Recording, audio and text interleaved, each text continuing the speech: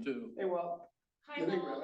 really? Good evening. We just want to let you know that Yes, we are yeah, waiting on that's my Jaden, guess. so it might just be a moment before we start the meeting. Well, usually they put those rubber things across the road with, They're across the road too in different spots. Muted.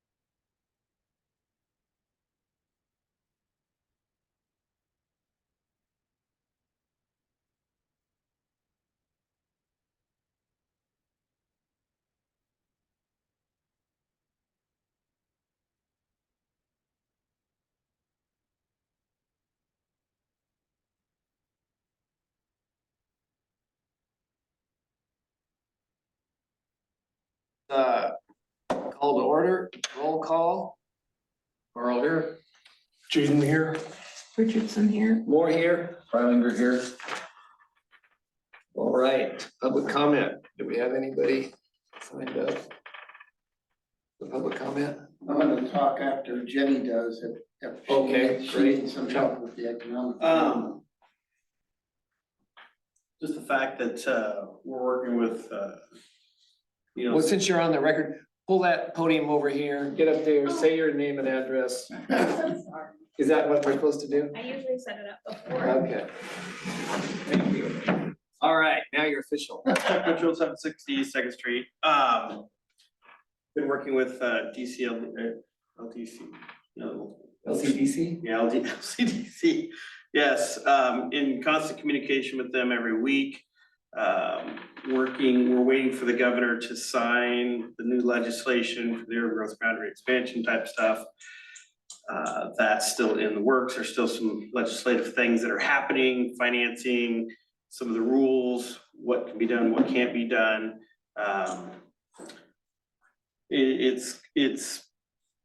It's very well known out there that housing is definitely a need, an issue, not only here, but throughout the state, up and down the valley. There's just not any land within urban growth boundaries. And I've expressed this multiple times with you guys. So at some point in time, there will be an application coming in.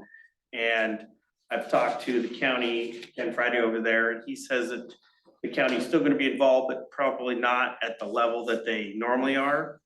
It's, they're trying to push a lot of this on the cities, communities versus everybody else. So it's gonna start here with you folks. And then we will work with you in the process of making this happen, working through the application process, and then moving it up through the chain as needed. Now, the application's for what? Urban growth boundary expansion, And who's we? the property owners. You're gonna make a proposal, a request, you're gonna bring in a bunch of people that are willing to have the urban growth boundary grow and onto their property, is that what you're saying? Okay, Yes. great, that's, okay, I Yes, understand. we have particular landowners that are willing to expand their property to within, and we've identified the area with minimal impact to Highway 47 and 240, but very convenient to water, sewer, county roads versus state roads. And we've identified an area of growth that we feel is gonna be for the future of the town. Can't really grow that way because of the creeks and the wetlands and stuff like that.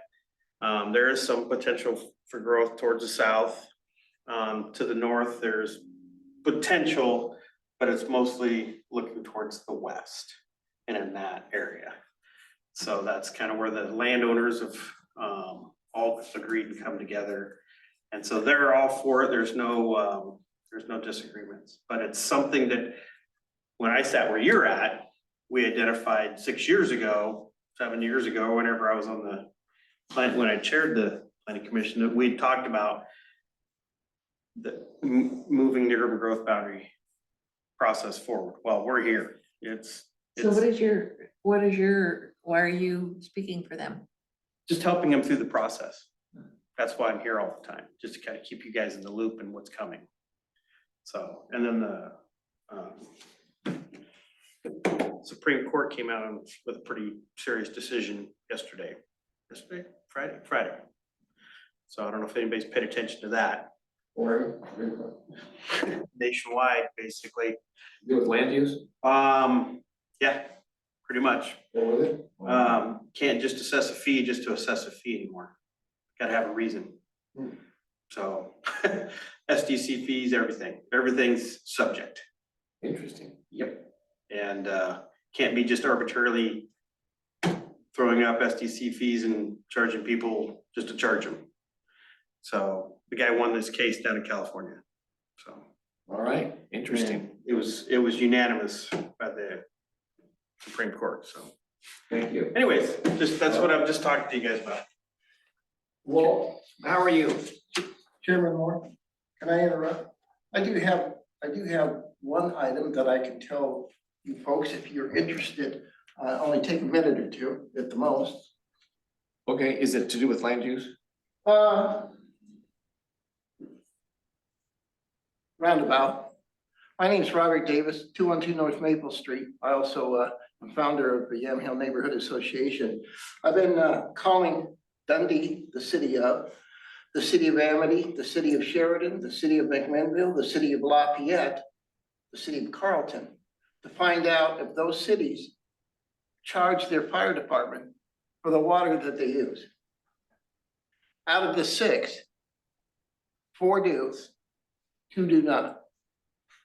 And the reasons that they do is because water is becoming a finite item that is becoming scarce, and not a tremendous amount of use should be given to any one entity or individual. So they just decided to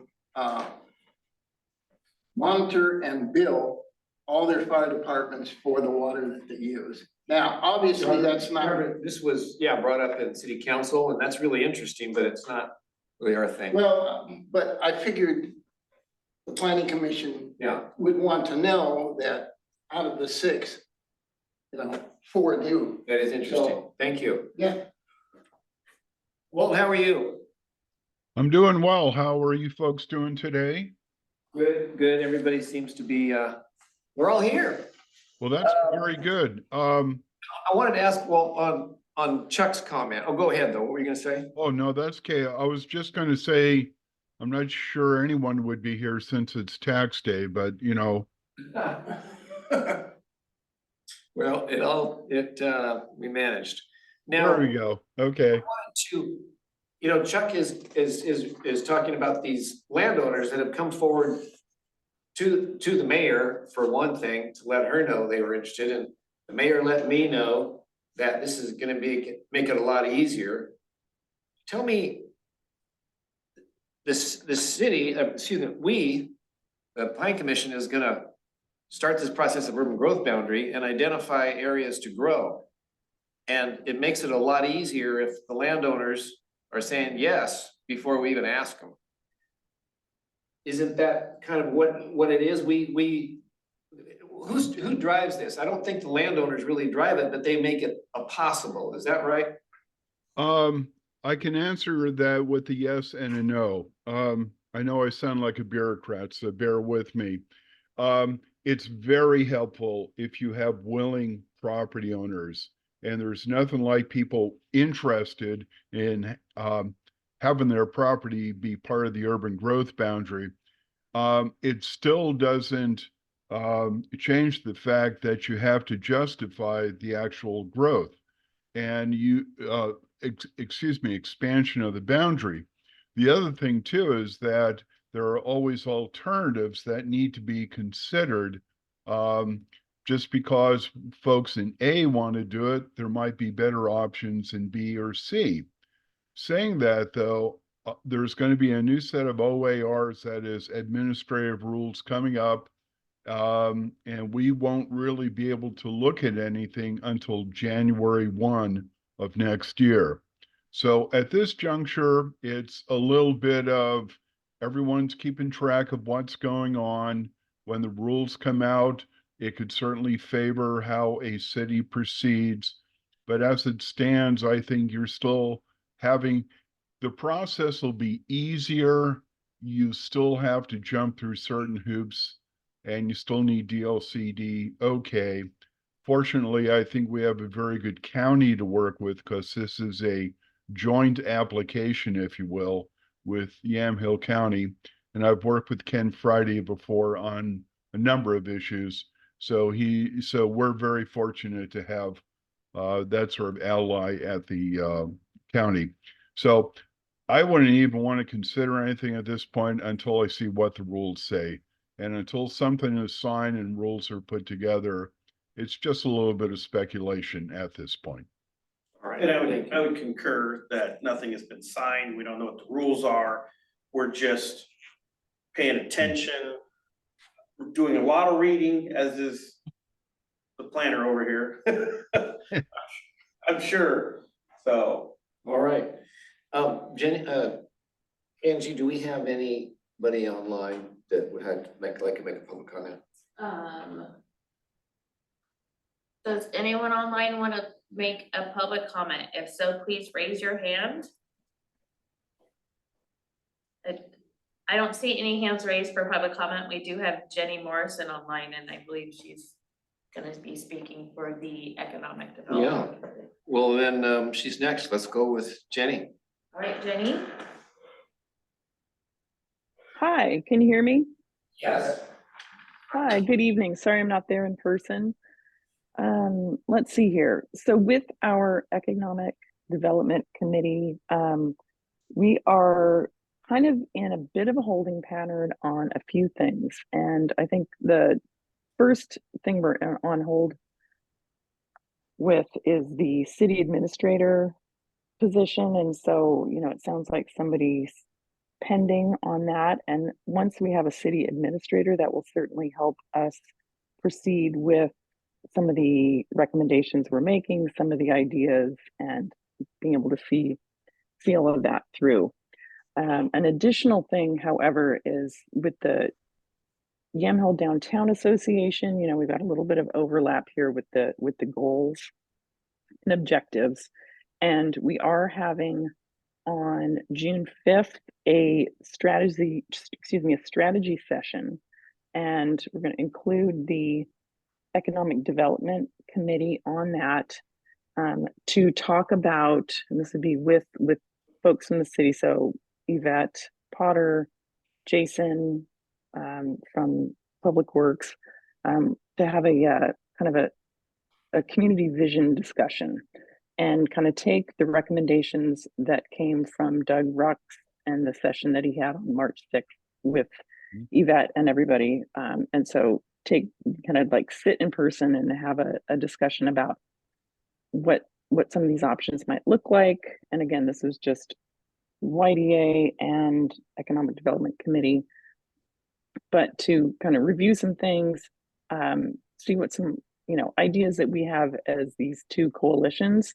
Additionally, a grant was brought forth, an opportunity for shovel-ready projects, and so we've had some chats about that and discussions. And so we would also like to, as the two groups come together and brainstorm along with Jason, who was really, knowledgeable about what can really be accomplished shovel-ready wise, to get that going.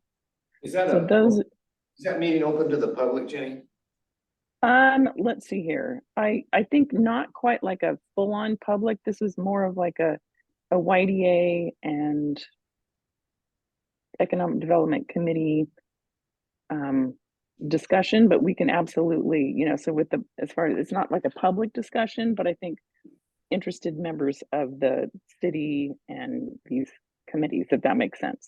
So if that's something you'd like to attend, absolutely. And so this just came up at our last YDA meeting and it seemed like a good idea. And that wouldn't be until June 5th. And what time is that and where is it? 4 to 6 p.m. backyard of the Larson House. Weather permitting. Great. So Jenny, I have a quick question. Who at YDA should I put someone in contact with? I happened to stop by the new shop on the corner where the old bank is. Mm-hmm. I mentioned YDA to her and she expressed an interest in being in contact with the Oh, downtown. great. Yeah, you could Nobody put is- her in touch with me, Jenny Morrison, or Kara Weber, but yeah, feel free to give her my contact information. I could also stop Well, in and I say think hi to her as well. That would probably be best. If you could just stop in. I was a little surprised that nobody had, but being a new We business. have actually, we have, Oh, okay. but it's like right when they first opened, so it Oh. probably didn't like register that we were with the YDA too, Yeah. but yeah, a couple of us did go in. Yeah, that's great. Thank you. Sure. Yeah. Anything else there? And Robert and Sue, if there's something I've missed, please. Robert, did you have something to add? I have one thing. Last meeting, we asked, and we're doing the lighting tonight, but we also asked for a review of above ground tanks. And that didn't get on the agenda. So can we have it on the agenda next Is planning that- meeting? Is that something, what do you mean a review? Is that, you want to know if they're legal in the city? Yeah, there's nothing that really addresses it. And we feel that it's something that needs to be addressed. So, well, cities have ordinances about above ground tanks. What kind of a tank? Yeah, fuel. Or like a gas station. Boy, I tell you, most don't. They defer to DEQ. Some homes also have above ground tanks for oil heat. And I think I would defer to DEQ on that one. I could do some research on that if you'd like, Well, I but think where Sue's coming from is the downtown association wants to not have them. okay. No, So I guess- Economic Development Committee. Relevant is what. Thank you. Okay. I you believe, know, I think that Jason indicated that they're not permissible, but that's just me. But there's nothing in There- our ordinances. It's just a pie in the sky. Got it. You know, that's something that the folks who are looking at the downtown code revisions may want to incorporate.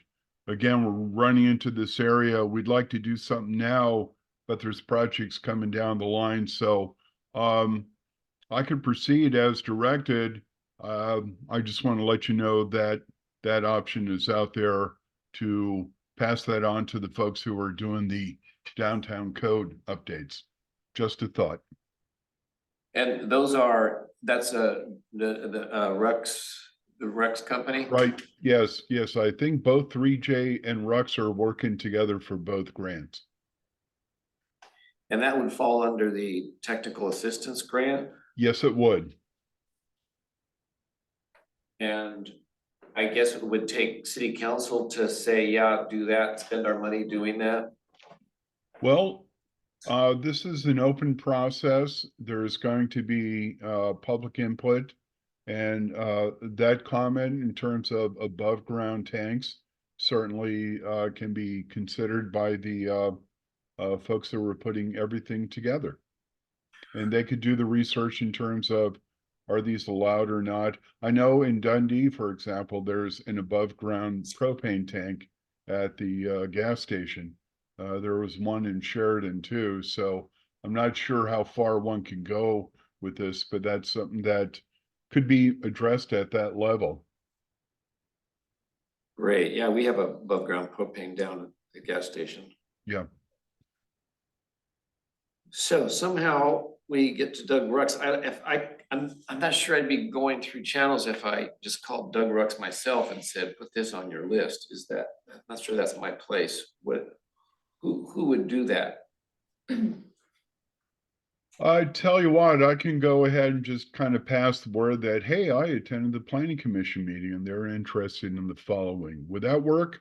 Yeah, that's great. Okay. And then he could contact you or follow up as he sees fit. How's that? Thank you. You mentioned public input. Will they be announcing meetings or? Yes. In fact, just jumping ahead, they're working on contract work right now with DLCD. Jenny, were you finished? Yes, I think I'm finished. So unless we need to add that above ground tanks to the agenda for next time, but if we're gonna be finding out if that fits with the Well, I think we overall just- code Put renewal, it then on the that's good. agenda. We just put it on the agenda and we acted, so I think it's, we'll see what happens by next time. If Okay. Doug gets back to us. All right. Thank you for the opportunity to provide input here. You bet. Thank you. All right, that's a report. We don't have a public hearing today. So, would you like to start with lighting or do you want to mix up that order at all? Walt? Why don't we work with lighting and then we can go from there? I think that seems reasonable. All right, you want to go ahead with your staff report? then? Sure. It's a very short report and most of the memo had to do with copies of codes from other communities. I'll just briefly review what we have. I sort of directed, I think, at the March meeting to look at the issues of lighting, and lighting can cover a wide variety of situations for the downtown, for residential areas. And as you can see, a number of jurisdictions have different ways of approaching this. Under the first exhibit, I have the state statute simply has requirements for municipal buildings built after 2010. There is some flexibility in the regulations, but there is no statewide lighting requirement. However, the legislation is real clear that local jurisdictions may create their own lighting ordinances. So if you will, you have the ability to go ahead and go forth. Exhibit B is City of Port Orford. Their lighting code is part of the building department. So these are outside of land use and it's covered through building and enforced through building. Regulations apply to all construction, alteration, movement, enlargement, replacement, and installation of outdoor lighting. So it's has quite the breadth of interest here. And there's a time limit for structures to comply, which I thought was interesting in a number of situations that at some point down the road, everyone under the regulations needs to comply. These regulations in Port Orford only apply to non-residential uses, public lighting, streets and highways. There are no specific requirements for residential uses. Under Exhibit C, we have the City of Sisters. They have an interesting take on this. This is their night sky ordinance. What they're looking at, they see this as an economic benefit. In other words, people will come to Central Oregon to look at the stars, and that's beneficial for their tourism.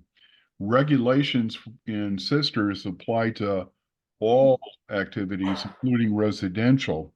There is a curfew requirement for businesses unless they're open for 24 hours, and security lighting is also allowed, However, it has to meet certain standards.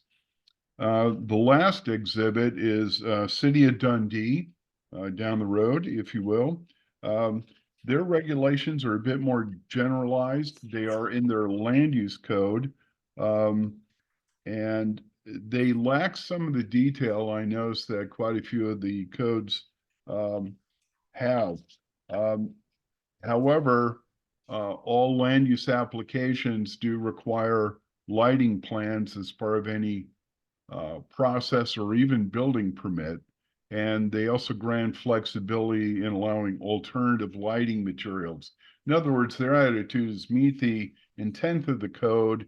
Here's our preferred choices, but if you have an alternative, we would look at that. And finally, the last page of the document includes diagrams and schematics of what different lights are acceptable. These are just a few examples of the many, and I did not note there is a website, and I forgot to put it on my staff report, but there is a website that talks about night sky ordinances in Oregon. It's sort of like a central repository, if you will. If the city is interested in moving forward, I think there's a number of things we have to consider here. And for me to do something a little bit more final, I think some questions need to be considered. The first one is purpose. You know, do you wish to simply control commercial lighting, or do you have some larger purpose? And by that, I mean, if you look at the dark sky ordinance in Sisters, their intent is for tourism. So they have an economic benefit. So in other words, think about why you want the regulations. Also, I think it's important, regardless which way you go, have some definitions. And I always find definitions are very helpful for not only staff, but also the public. In a similar vein, I would always urge putting in diagrams. And you notice that a couple of the ordinances had diagrams, something that could be readily understood by the public. And I think that's critical. Now, the location of the regulations, yes, they're going to be at City Hall, but I'm thinking in terms of where in the municipal code do you want to put them? Do you want to have them as part of the building department, if you will? In other words, it's enforced through the building codes agency, which might be a little problematic with the county. Or do you want to have them as part of Title 10, which is your land use code? Or would you like to see them as a separate standalone municipal set of regulations? I can't think of which title would be appropriate, but something under Public Works or Public Facilities would be probably applicable in this case. So where to put them? Do you want to regulate as a land use, or do you want to regulate as a city? And the other thing to bear in mind is that if it's put in Title 10, once it's in there, if you want to change it, you have to go through the 3 to 6 month process to make those amendments and coordinate with DLCD.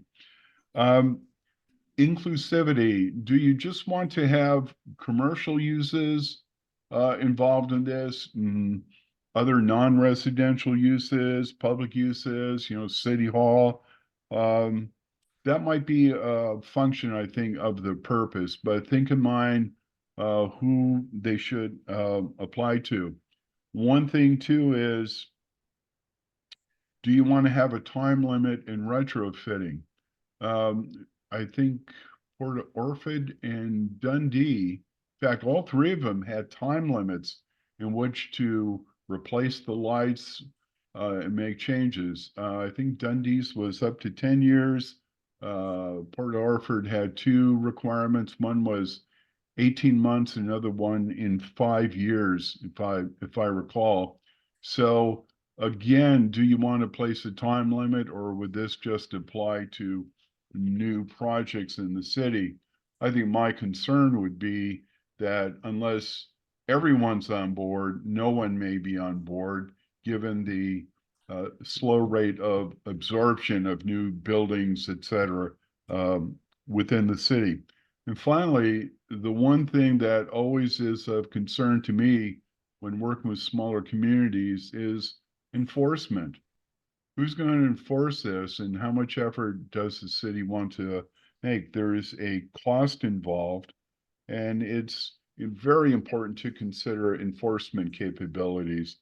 In other words, you don't want to pass a rule that it's going to be difficult or simply you don't have the resources to enforce.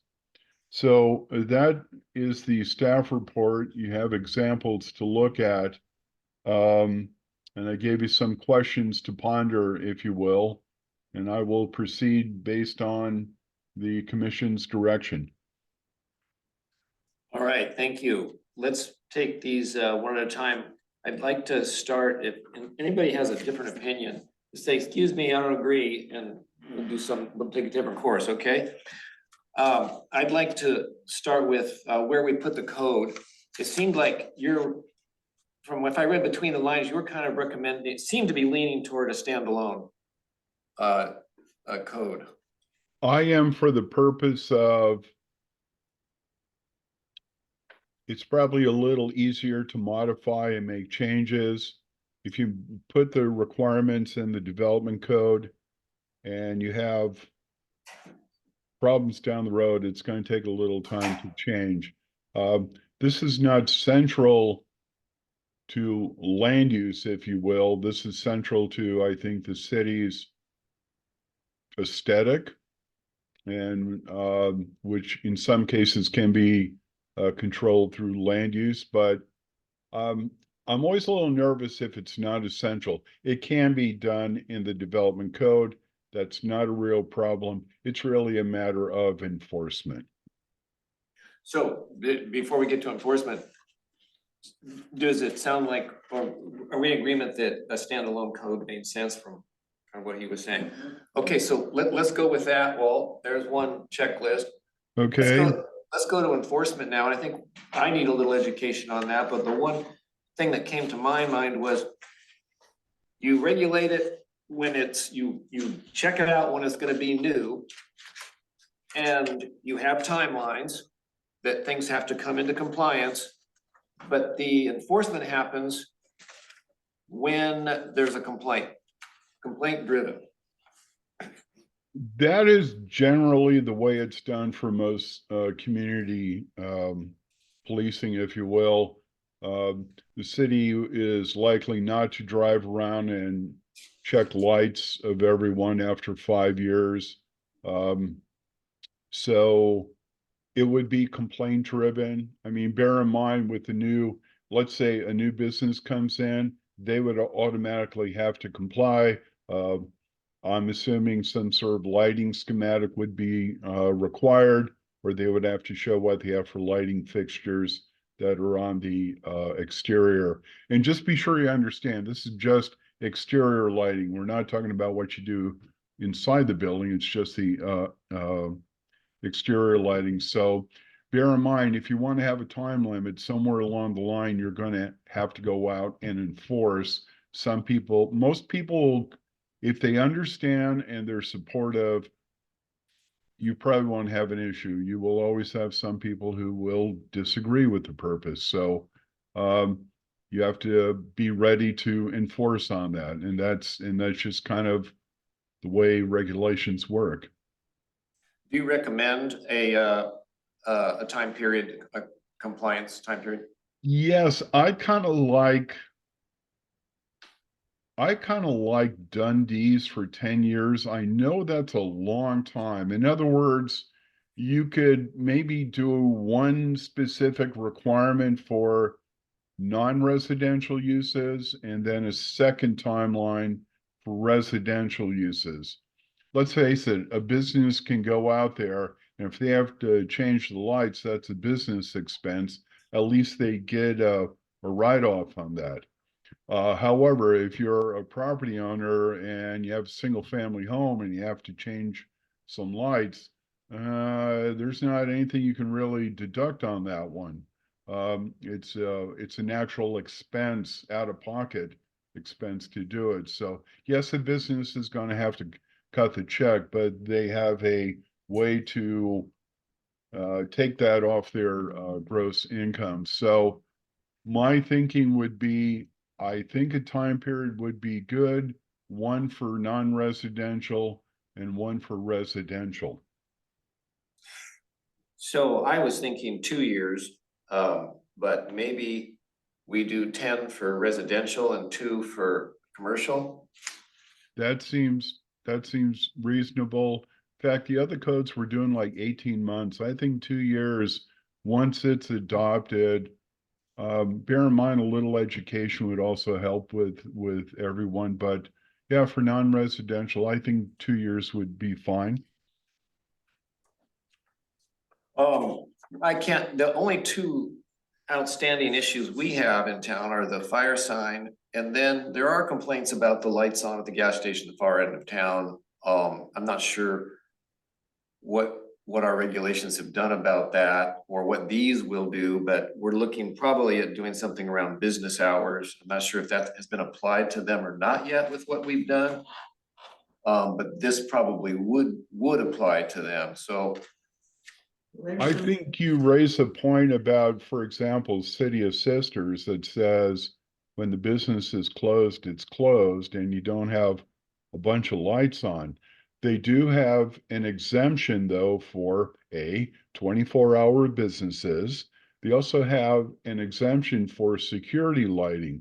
Now they have a standard you gotta follow, but at least it's like no owner is gonna have a totally dark property. They can have some sort of lighting for security purposes. And I think that's a pretty good compromise.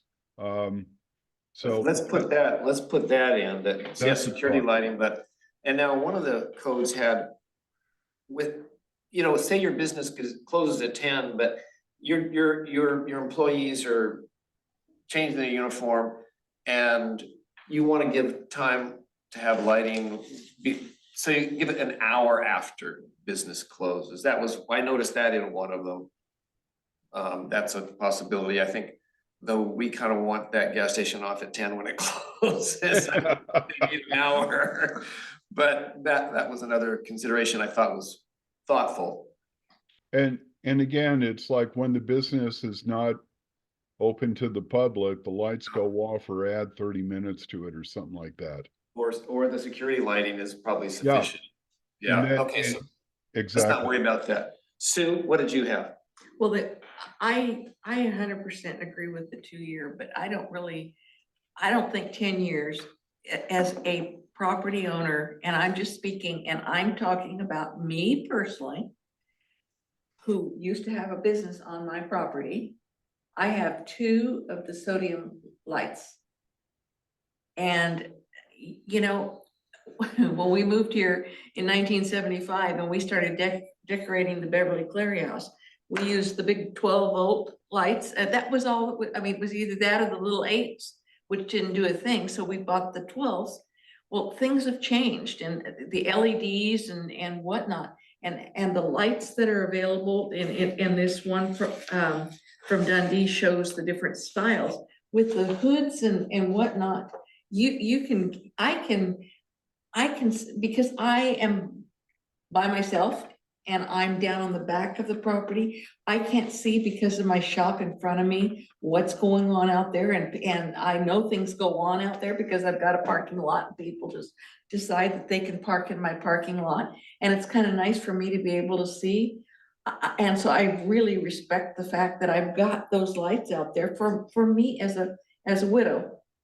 But I also had never, ever thought about the fact how much of that light is going over into my neighbors and their windows when they're trying to go to bed at 10 o'clock at night and that thing's on all night, And if I can't afford a $100 light in 10 years, there's something wrong. I'm sorry. So Sue, how about 2 years for residential? I think that 2 years is plenty Yeah. to get people to, because it's, if you amortize it out, that's $10 a month, I agree. I agree. Oh, I think we're there. So- 2 years on Okay. both of them all. So one quick question on the residential I had is, the only residential scenario that I was wondering about is like flagpoles. So I know we have a couple flagpoles in our neighborhood. And they have uplights on their flagpole all night. The one regulation that addressed that was that the angle only hits the flag. He hits the Okay. flag. Right, That's- right. I think you're gonna run into some muskets or patriots that you start. Well, no, I wouldn't say turn it on. I Yeah. just, we need to have some way of dealing with that so people know that Yeah, they can light up Yeah, their don't put flag. on a 500-watt bulb, put on, Yeah. put on a I don't- 100, you know? Actually, now I think about it, no, they don't have uplights. They have on the top of the flagpole, they have a circular light that that shines is down. very cool. Yeah, That's what they have. Yeah. I just realized that. No, Okay. there is a provision about, I think it had to do with the consistency, they have sort of American flag standards. Everything from how you display, how you take them down and everything. One of them is lighting at night. And so I think one of the codes has something on those standards. And I think that's a good idea to put it in here too. Will do. 14. So tradition, like don't let the flag touch the ground, that's not regulated, these different things. One of the traditions is, I think, is if your flag is up at night, it's supposed to be lit. You don't have a Yes, it flag. in the is. dark. Now, Yes, that's nobody's code. But I No, think, that's sort of like, that's the proper way you treat the flag. Yeah, with yeah. Respect for the flag. so we wanna make that possible, but these downlights are way cooler for people that are concerned about putting light into the sky. And maybe I think we need to decide where we are at on light pollution into the sky. So, where are we in our city representing the city? Are we worried about night skies and being able to see the stars? Or Yes. is that you? I love to sit out on my deck and Okay, you don't think that's. I've got woo-woo? I got a Okay, thing on, great. app on my phone, so I Some can people are look like, at them. yeah, that's silly. Okay, so we're all in agreement. Robert, Mr. Moore, I'd like to also say that we are in a flyover. What? Flyover zone. We are in the path of migrating ducks and geese and other fly that depend on seeing at night. And with all this light pollution, even cities like Portland have an ordinance that you cannot have so much light going Yes. up into the sky. this is one of the purposes, this wildlife's need for darkness. So we seem to be all on the same page about environmental stuff, Oh, okay, very in good. this case. All right, so we're nobody afraid of light pollution and taking care of the animals, so we're all good there. So You these. bunch of tree huggers, I don't know. Yeah, we are. Well, and there's so much qualify as that. available to make it easy to Yeah. do that, where there didn't used to be. No. So, getting on board on that, I think is just smart. Great input. All right, let's tick off, we're ticking off some good boxes here, aren't we, Walt? We're going pretty well. I think so, and Getting maybe back to two. enforcement, we went to the 2 Okay. years, Mhm. and then we said, complaint driven. You regulate at the beginning, and there's inspections and code, and Right. plans and everything. And then but if there's something existing, they've got 2 years. And then it'll probably be mostly complaint driven. Now, can somebody complain about the fire sign if it doesn't match our regulations? Well, that's interesting because that was grandfathered in the, In the electronic sign, but we got another bite at this apple, I think. what's that? In the electronic sign ordinance, yeah, it was grandfathered in, but we haven't grandfathered in to this one yet. Okay, well, yes, so the electronic sign is fine, but they would have to comply. I would see no reason not to. All right, let's see where that falls out. So. I mean, it's like, if they have bright lights everywhere, I understand their desire. Now, if they operate the fire station 24 hours a day, or they need some security lighting, I think, those are the only things to kind of consider, but if no one's there or there's only someone on call or something, I mean, they're part of the community too. I'll just leave it at that. I don't want to get involved in the politics here, but just understand, I think that is reasonable to say, hey, is there something you could do with your light Yeah. to like make it a little bit less intrusive? You're not asking them to turn off the lights. You're saying, we understand you are here for public safety. We get that, but can you do something to make these lights a little less intrusive, shine down a little bit more? People are still going to find the fire station, and the volunteers are still going to be able to get there. Was there a hand up over here? Yeah, what about the school district? I don't go by there. I mean, I know that. They have night games. Yeah. Yeah. That's part of it. But they really are shut off after the games and stuff, right? But one of the cities did have a time after which the event ended that the lights have to be off. Yes. Yes. So I think we'll probably end up with something like that. But we're not that we have an offensive school district as it is, but we might as well put it in the code. Yeah, well, the thing is, we're talking about not just today, we're talking about down the road. And we'll have a hearing and people will come in and talk about the football field. Because School people and in the fall, neighbors. it's pretty bright, because Yeah, I can it see it is. from my house. And neighbors. So yeah, we'll work that one over. All right, well, did The you only- have, The only two things, I think you've gone through the list, the only two things are make sure we have definitions and diagrams, which I think are just common sense. oh, I'm not near done. Oh, wow, okay. Now, we kept the option to review. What was the last ordinance we just did? We kept the option to review everything. Everything comes before us. Oh, the sign. It was not the electronic sign. Did we do another sign ordinance besides that one? We just gave an approval for the Yeah, we school approved sign. the School And sign. approval. Because in the electronic sign ordinance, we need to approve pretty much everything. Right? When it comes to electronic signs, correct. So what shall we hang on to that in this ordinance? Hang on to that ability to review any lighting project? Okay, well, if you're gonna go in that direction, then you have to move it into Title 10. Because you just cannot review something that's outside of your scope of authority. In So I have fact, to put it yeah, it has to be then, land use. yeah, it has to be land use Title 10, and if that is where you're going, I can write it that way. So- So- Dundee has it that way, and But is it possible to do a general ordinance like Dundee's in the Title 10 and then more specific in another chapter? So is that too messy? yeah, you're kind of getting at cross purposes there, which takes precedent. If you're interested in reviewing certain things, for example, having a lighting plan for new projects, that's definitely a land use issue. I'm just thinking of the gas station, that was a big concern. And so- Yes. Okay, then I think, based on your interest to go ahead and review these things, I think it's gonna have to go into Title 10.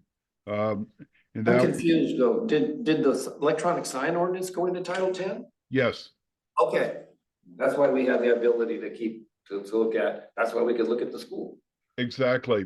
And so they had to go through a land use process, the variances on the height and area for their sign. So I think it sounds as if the commission wants to have some sort of sense of control here. So yes, we can put it in Title 10.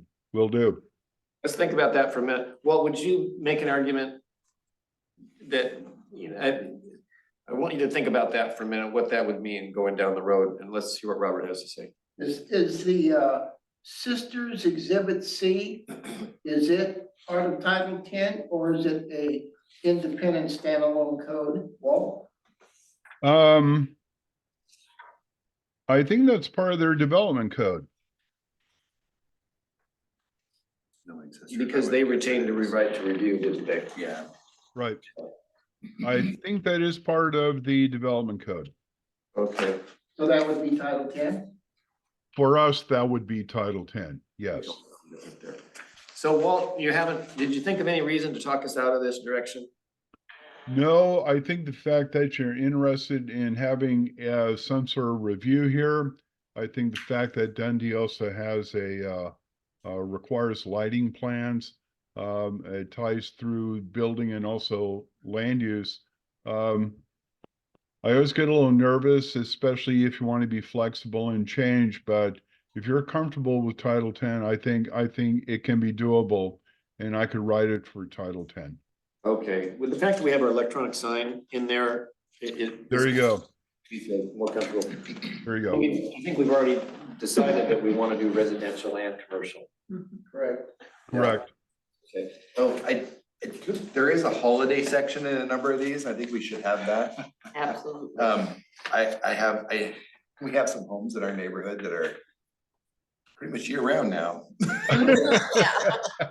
Every holiday it changes. The one dates that I found was what, November 1st to February 15th. So February 15th, November, yeah. December, January, Oh, a quarter of the So year. we have a couple houses that were pink for Valentine's, Oh, green for March. okay. So we have to I haven't include checked this month Valentine's yet. Day or not just? No, I'm just saying, Not just. we need this- to define what we want it to be, because people might complain about that. November we don't 1st through make it clear. February 15th. Yeah, that was one city's. That's that holiday. Another one said January, so I just let you know. One said November 1st to February 15th. Mhm. Well, that's interesting because under your sign code, you also have a provision for holiday displays. So it would be interesting to tie those two together. Okay. Noted. I think we need to talk about it. I've got a question, I guess, Yeah. for the business compliance. Do we want it 2 years or do we want it a shorter time because we're such a small town? It doesn't seem like, do they need up to 2 years to make compliances? It doesn't seem like there's a lot of violations out there. Dundee's is 180 days. What are you recommending, Jay? What do you think?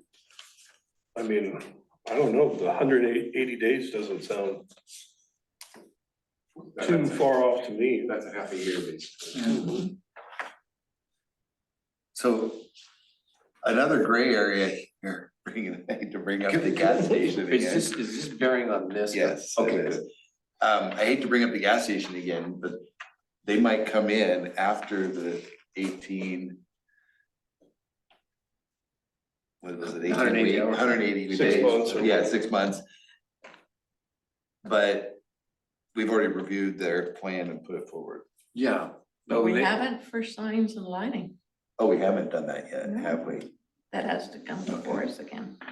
You raised a very good point here. We're in the middle of the development. Right, I mean, the fact they have a land use decision does not change the fact if the ordinance says after so many, within, let's just say for the sake of argument, within 2 years from the date of adoption, everyone shall comply with these regulations. That's the bottom line. Okay. Is Jenny still on bed? Jenny's got a smile on her face. Okay, so let's talk about time for commercial. Lynn, what do you think? 180 days? We started at 2 years and we, Well, yeah, I agree, because I don't think there's too many places that aren't in compliance right now. yes, yeah. But I guess I had something on a little bit of a different thought. In one of these, it said lighting the outline of your building also, which there is a couple in town that are doing that. So is that something we would be looking at also? Is that okay or not okay in these codes? I didn't Yeah, notice that one. they're string, they call it string lighting. And it's okay. It's, some of them it I is, can't some of them remember it which isn't. way it went, yeah. They push it more to the holiday thing than they Right. do. But there are there are places that are Or doing it. maybe that would fall under the category of when the business is running. But when they close, does Larson House, doesn't they do that? Did Larson House have some edge lighting on the roof? I think that, I think that was part of the Christmas Is thing that what it that they was? did. Well, I just think. For downtown, I think the downtown association paid for For, lighting things. for lighting to go, C&D to put it up or whatever. So I guess the ordinance, if it says closing, or at the time of closing, the lights need to be off, then that would qualify. That, unless it's the holiday season. Sorry, I digressed there, but yeah, Yeah, no, that's a 180 good point. days. You know, 180 days sounds pretty good. what I'm thinking, okay, what I'm thinking is, as we get this together and we get it in our heads, we walk around town and we see how many people this is gonna impact. And then we kind of like, okay, we can keep them in if we change this a little bit. Or, you know, that really is obnoxious and we're okay with on that. One place I could think is Umpqua. Is that, I mean, their parking lot's lit up, right? Yeah. But they did, Addie even said that she asked them to dim the lights and they did. And they do. So. They're still, that is gonna they're make- still pretty bright. They After sure she, Yeah, we're gonna Said have that, I went issues and about checked it out. shielding, and what's this funny word they used, sag lighting? That's where the thing comes over and the glass is down below it. I don't know what their parking lot look like, but those are gonna be taboo. Because Right. they put a lot of light up, as it turns out. So I'm not sure where else would have something that might need to change. The post office is pretty bright. The post office. Post That's office, all I can think of right now. can we mess with the feds? Uh-oh. I shouldn't have said anything. Can we mess with the feds, Walt? Can we tell the post office what to do? Well, I'll leave that to people with higher pay Well, grade. it's not the than me. The owner of the property. Okay. Right. Generally speaking, the post office doesn't own the property. They usually lease a smaller spot. So it would be the property owner who is responsible. Okay. Okay. Robert, So in the ordinance for sisters, there are two string lights shall consist only of white light sourced with a CCT not to exceed 3,000 Kelvin. Also, string lights are exempt from the downcast and fully shielding requirements of subsection E. It should be noted, however, the installation and operation of string lights in accordance with these provisions may still result in a civil nuisance claim. so what I think what Sisters has there, well, is even if it's within, even if it's 3,000 Kelvin and people can still complain. If somebody makes a claim, then that ordinance in Sisters will listen to that claim. Well, that would be part of any sort of enforcement provision. If someone says, I think this is wrong, or the light isn't right, city would have to follow up with that. That's true. All right, we just touched on, I think we're at 180 days for businesses now. Okay, Okay. Now, just a minute, we move so fast. I wanna go to curfew next, but I'm not sure we're done. Oh, holiday. Holiday lighting, string lighting. May I temperature. add something regarding the holiday lighting? Yeah, what do you got, Jenny? Okay, so the Yamhill Downtown Association, one of our things that we do is provide the lighting that goes along all of the businesses. And so we coordinate that and get donations. And so that's the, Umpqua Bank pays their own, but the bank building, T&E, the whole, all the white lights that go throughout the downtown. And that's, I think, like November through February is the idea that when they're supposed to be up and then down. And that is also something that the Yamhill Community Club, is that the right name? Anyway, they're also looping in on that and getting funding for that as well. So there is definitely an interest and a desire from various organizations to have at least the white lights throughout the town. I just want to add that. Could that be a variance? You might, Jenny, inform these people that we're creating this document and you kind of heard which way we're going. I would say 2,700 Kelvin is gonna be where I want it to land. It may be 3,000, which is a little less warm. But you might start warning these folks that, yeah, and from the lighting that you've seen, do you see it to be in the spirit of what we've been talking about so far tonight, or has there been something that might stick out? Good question. The lighting that we have for the white lights, the decorative Yeah, seasonal lighting, I mean, I think that fits, but we can certainly assess what the brightness is, and if that needs to be toned down, that can be No. done. I think that seasonal lighting would fall underneath any holiday exception for November through February 1st or something. how much exception do we give for somebody having a lot of light come onto their property for a quarter of the year? I mean, in the case of Yeah. November to February 15th. So, yeah, you wanna have holiday lighting, but for 3 months?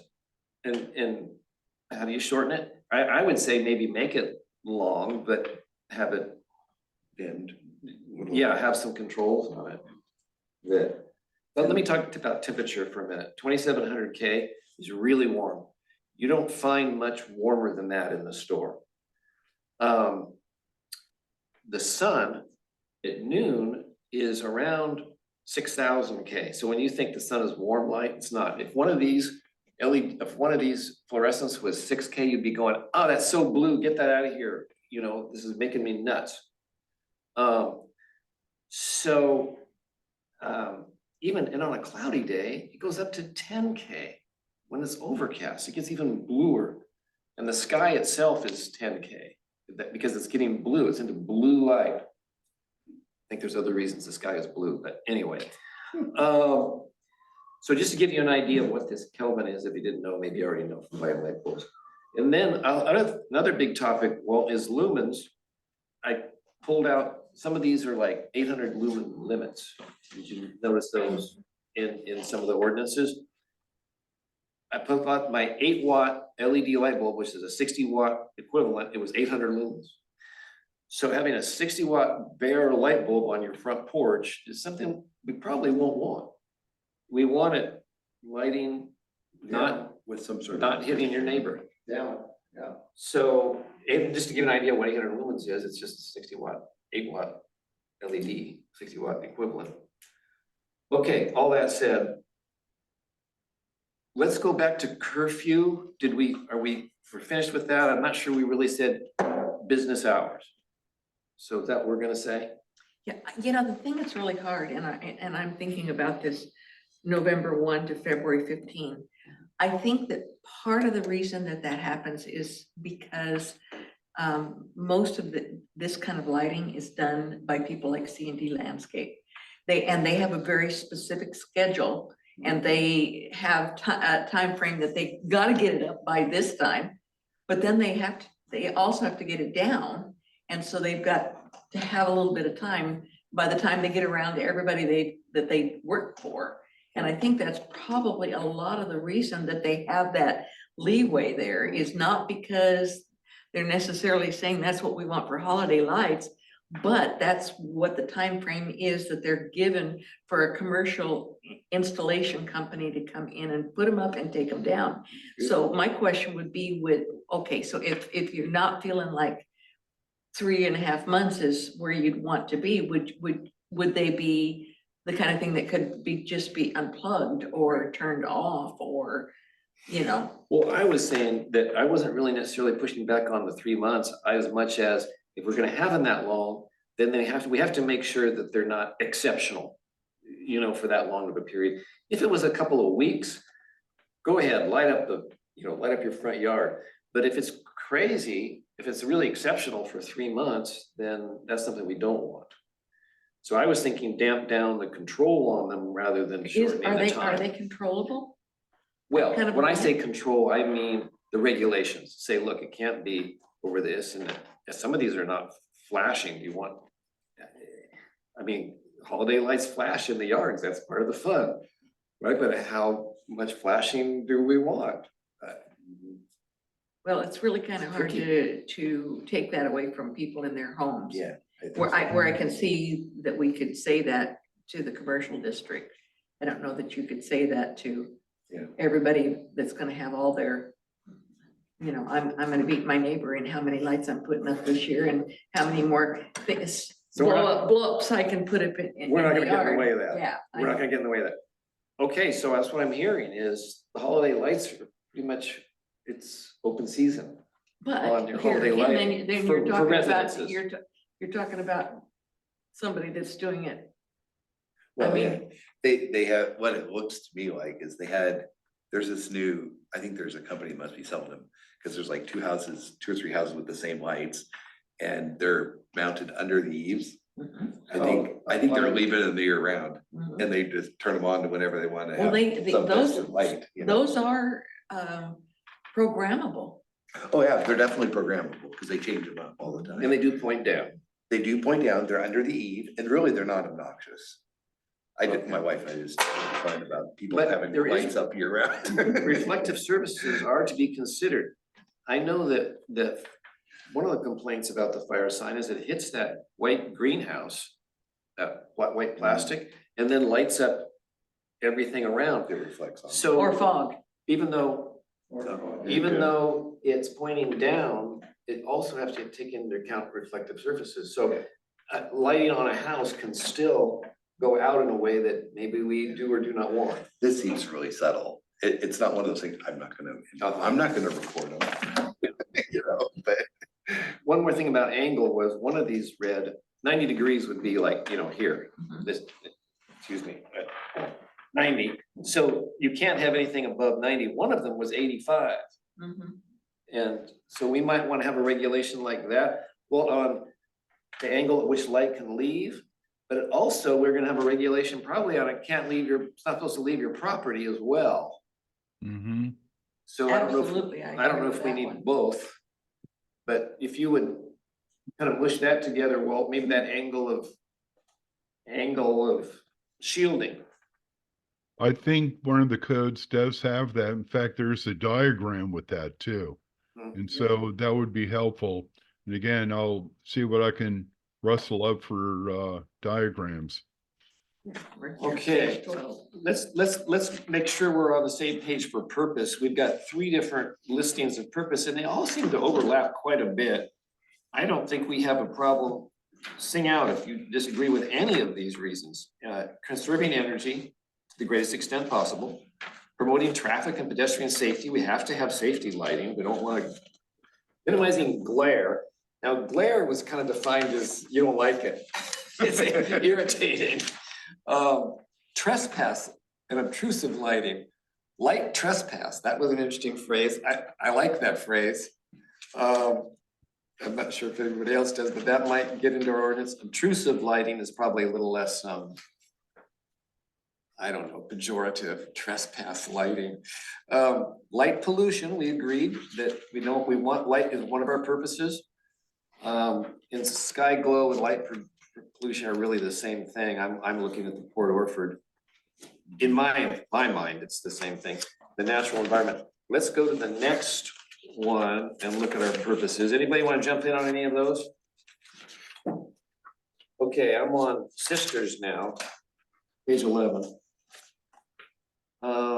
Dark skies, viewing of planets and other features. I mean, that's all kind of the same thing. I don't know why 1 and 2 have to be said. yeah, I guess, I think in Sisters, it's because it's an economic Yeah. issue, whereas I don't think Yeah. it's an economic issue here at all. Now, human health, light, you're supposed to not have any lights on in your bedroom, those little LEDs, you're supposed to minimize those things because it messes up your melatonin. And if people live under streetlights and don't really take care of themselves, it affects their health. So I think we do want health and negative impacts of light at night, safety again, and then ecological wellness and support wildlife needs for darkness. I just think that's a great way to put it. Energy consumption again, emissions and costs, energy and emissions are kind of go hand in hand. I see us being in astro-tourism though. And tourism, I guess that's not us, or maybe it could be. Well, I don't know, what about the? We're in the because- coast range. We don't. Well, yeah, but there's the Carlton Observatory, Okay, Oh, really? yeah. I didn't even know that existed. Yes, it does. So we wanna keep the light down because of that, okay. Well, I'm just, I mean, that whole thing that comes clear across where the lake used to be in Carlton Mhm. and then comes across, actually over our property in the back where Dumdice Field, I mean, there's a million geese down there. It's just, it's so impressive when they, of course, they get out there and shoot them with shotguns and stuff like that, because they don't like them eating Oh. the grain and whatnot, Mhm. but there's a huge amount of, because the whole lake bed used to go from where the lower park is in Carlton, and then it went clear out and out onto West Side, quite a ways, actually to where those curves are. That all used to be Uh-huh. lake bed. Yeah, yeah. And so all of that flat land is part of the The geese. the migratory. Yeah, all right, thank you for that. Mr. Moore, You, in addition, Yamhill is attempting to become a historic district, which will bring economic development and building and prosperous, and hopefully will be as popular as Carlton with traffic and people and restaurants and whatever, but you know, it'll take time. But if we work for that before it gets here, we'll be set. Yeah. all right. I'm on page 17 with Dundee, and the only word I see that really is added there from the others was shielding. Especially light fixture shielding, encourage quality lighting design, especially light fixture shielding. I'd like that to be prominent in our purpose. The one thing that wasn't, I read it somewhere else, I don't know if it's on purpose, but it was the words, minimum lighting necessary. That seemed like a good way to put it. You need safety, Mhm. but no more than necessary unless you're trying to compete with the neighbors at holiday time. Okay, so how's that for purpose? That's kind of the whole omelet.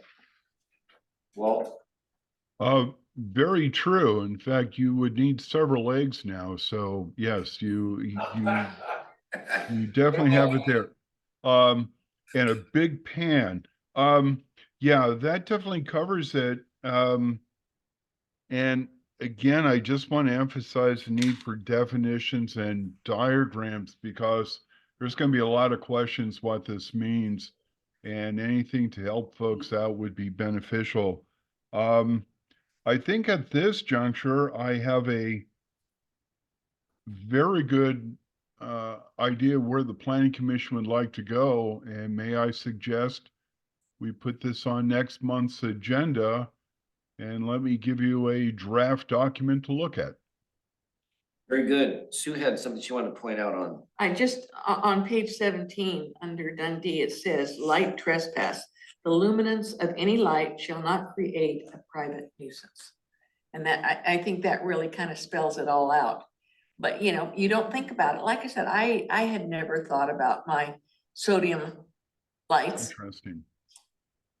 And, you know, Larry and Rilla right across the street, and if they have had a problem with it, they've never said a word to me.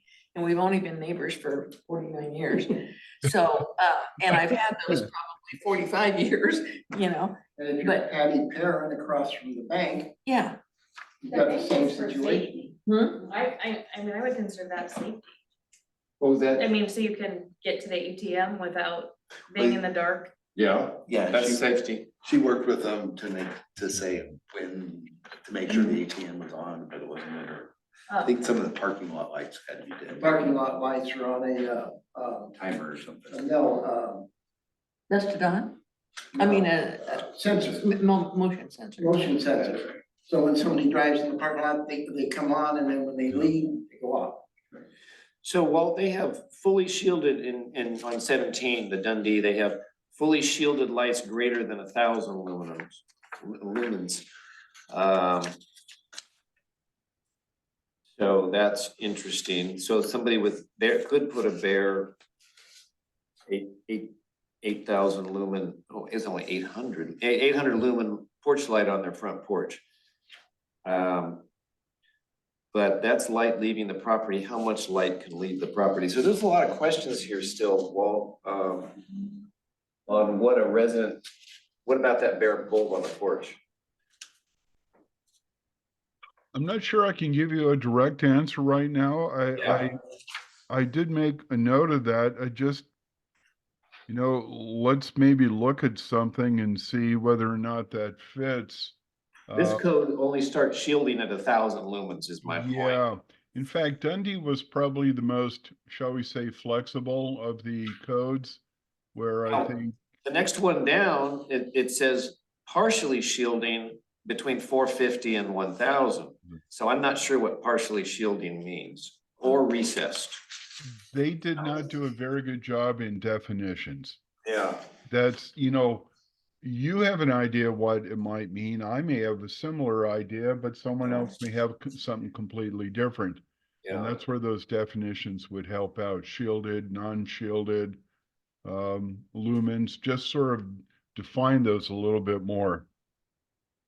So would you bring to us a way to handle lumens, brightness, Okay, let me And- make a note. and see if it makes sense that we, Even in their Don't- pictures, there's no. Yeah, there's no partial, they're all No part, folded, they're all yeah. folded. The diagram. we don't allow anything more outside than 2,700 Kelvin. See if that would fit into our code, Walt. Okay. So that's lumens and, excuse me, I was writing my note down. You had, Kelvin, 2,700 K is where I'm Okay, got thinking it. we should put I saw some other ordinances did that. okay, General requirements on page 7. Color temperature of all lamps shall not exceed 2,700 K. 100. Okay. Got that noted. Yeah. And even in the one above that, maximum lumens of any lamp shall not exceed 1,700. Now that would affect the gas station. I would think some of those gas station lights, I would think are more than 1,700. That's only 120 watts if I'm doing my math right. 800 is Well, a Robert, 60 watt. I remember you looked up the lights in the gas station, how bright were they? Yeah, How many lumens were they? Do you remember? no, it wasn't lumens, it was watts. It was, 1,000 watts per lighting fixture with 10 lighting fixtures. 1,000 watts. Did you say? Yeah, 1,000 watts. Because they're sodium. Well, one of these ordinances outlawed sodium completely. Yes, I saw that. Low too. pressure sodium was a no-no. So curious, anybody know why? Yeah, what about that, Walt? Is that a thing? Beyond that one city?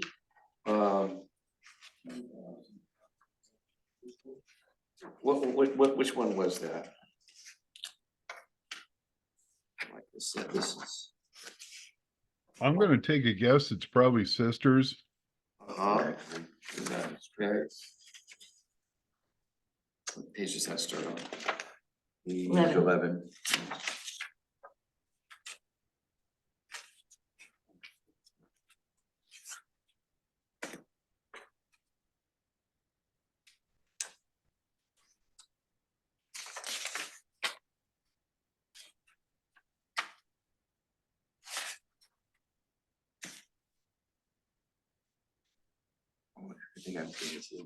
They've got flux and candelabra, they've got it all. 135,000 lumens per 1,000 watts. So it's 135. Wow. Man, I'm not, it depends on the technology, how many. Yeah. how Yeah. many Watt puts out, so I'm not, the watts doesn't tell a whole lot to me yet. 135. It's not direct. I just made a note that there's a question on low sodium and whether it's outlawed. I Okay. can't give you a response right now. I'm not too sure of the technical details, but I will follow up on that as well. A word search on our electronic version would find us. That was. There we go. Mixed use and non-residential, no individual light fixture may exceed 1,500 lumens. And the entire property may not exceed 25,000. Yeah, that's on page 13. So Mr. Did you Moore, find low sodium? yeah, the answer is 1,350,000 lumens. Say that again. 1,350,000 lumens. I hear a number of lumens. I don't know what it's related to. A watt per 10,000 watts per. Yeah, every 100 watts is 1,300 lumens. And what kind of light is that? Cause it, Well, my Technology 60-watt will make a LED difference. was 800 lumens, so. Yeah. Does that multiply? Yeah, but they're not gonna use LEDs. Aren't they?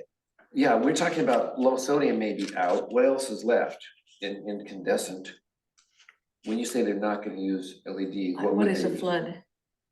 Well, like, they can be you made can of buy LED. floods with Yeah, they- LED, yeah. Okay, Yeah, incandescents are the ones that gets hot, yeah. you know? And then there's low sodium, low pressure sodium, and then there's halide. Starts with an H. They get really hot. They're little tubes. Halogen? Yeah, so what about technologies? Well, are we just gonna give the LED companies a boost and outlaw the rest of them, or what are No, people I doing? I think, for example, the way Sisters approach it was just they set a standard. Now, how you meet that standard, you probably have a variety of different bulbs and Yeah. lighting systems. Look for your end result, not the technology that gets you there. I agree, except the low sodium may be kind of a broadcast technology and they don't really just go down. That might be the case. Let me look again. I sort of made Okay. a note. Yeah, you All want. right, I'll stop. Anybody else have something you gotta say? So we can move through the agenda. Thank you, Walt. Okay, my pleasure. Housing grant.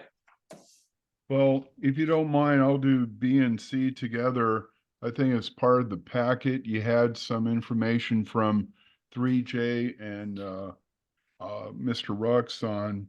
They put together a proposal. Apparently the council approved those two guys to do these two projects. So I know Wednesday morning they're looking at talking to DLCD in terms of contract work. So they have a few things just to clarify on the contract.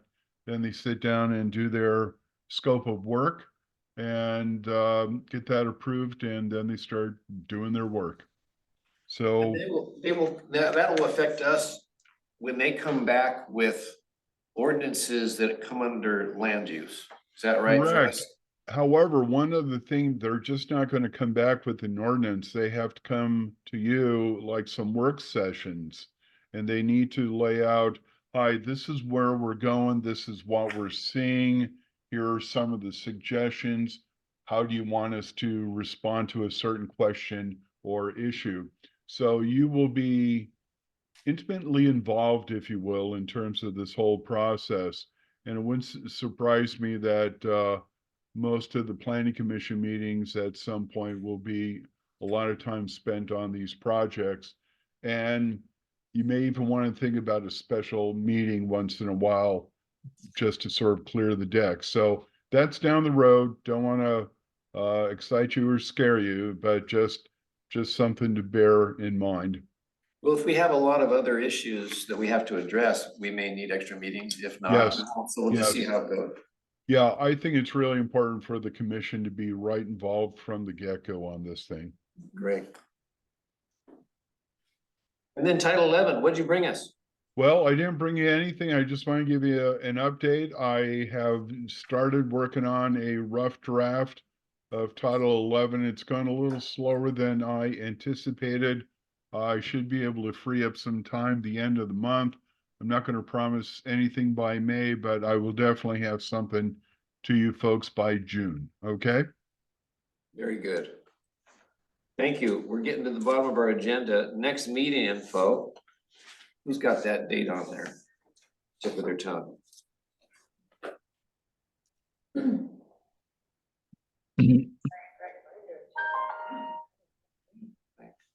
believe it's May 20. May 20? Everybody plug Yeah. that in? That's what I got. It's already there, isn't it? Okay, I got it. All right, unless we have anything else, I'm gonna pick up this gavel and it's gonna be over. It's adjourned. Okay. Thank you. Have a good evening, folks. You.